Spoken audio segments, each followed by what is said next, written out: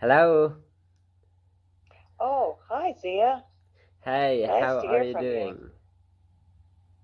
You're doing really well, thank you. Yeah, it's Yeah, so enjoying great. my family here. Yeah, what's new these days? Well, we traveled about 500 miles to get to Memphis, and then my other son flew in from Maine yesterday, got Wow, away good. from the ice and snow up there, and now we're in the warm climate of Memphis, Tennessee. Wow, it's so great. I am so happy for you guys. And today I have received a number of questions from some of our friends. They have repeatedly asked us to answer this important question, and I'm sure it's going to be a very good and life changing for a language learner, especially those who want to learn English. Yes, I'd be glad to help. Okay, thank you so much. And our today's question is how to become fluent in English and what are the strategies? And the first important thing is it is all about speaking fluency. What do you think? What do you suggest about this important question? Oh, yes, I think if you want to become good at a language, you have to speak with another person who wants to speak in English. Yeah, And you have to speak to someone who is hopefully a native speaker who can dialogue with you on a subject that would be of interest to both of you. yeah. Okay, so you suggest that it is very important to talk to a native speaker when you have one to talk. And what do you suggest to those who really do not have access to a native speaker and how they can practice their speaking to get fluent? I think that one of the best ways to do is pick a subject that you're really interested in, or you can write down a dialogue about. Like, let's say you're going to go and you're going to cook something. You're going to put together the ingredients. You're going to shop for them. You're going to cut them or mix them or do whatever you're going to do with them. Write down step by step what you do to make that food, that dish that you're going to serve.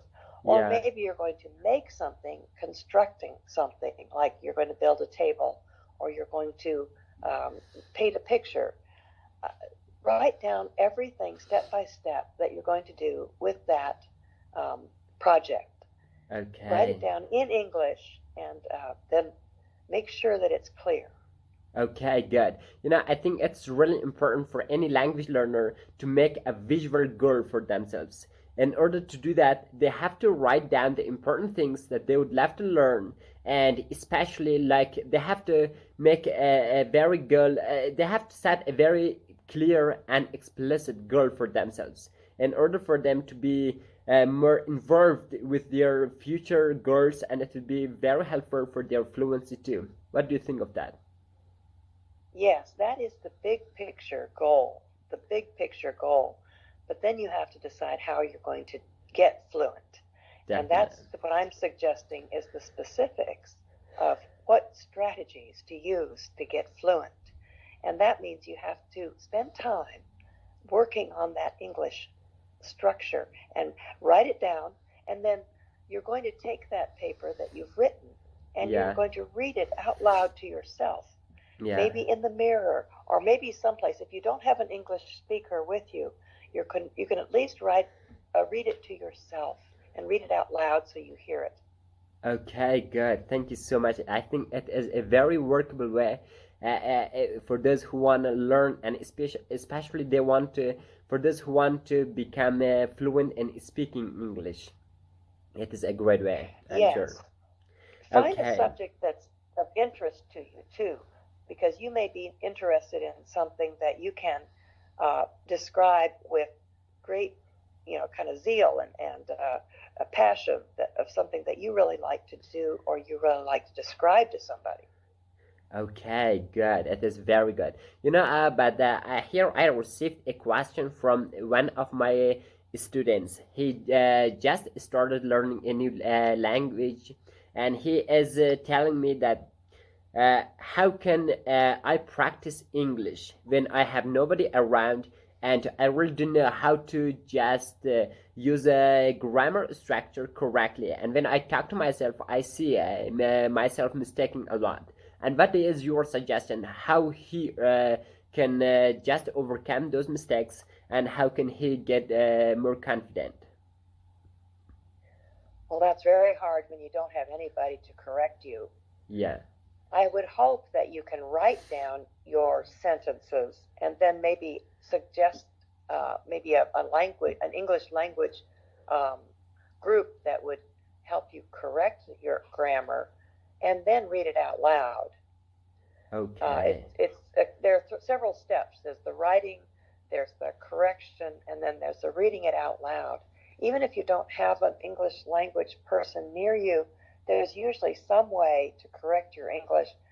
Maybe like we have the taxi, or we have different English groups that are online that might be able to help you correct your English structure. And so when you learn it and when you speak it, it is correct. Okay, good. Thank you so much. It is a very helpful way. I am sure that nothing is better than talking to yourself, and also you have to be able to just find a person to correct your mistakes. This way, you'll be able to, to make less mistakes than before. Yes, you don't get in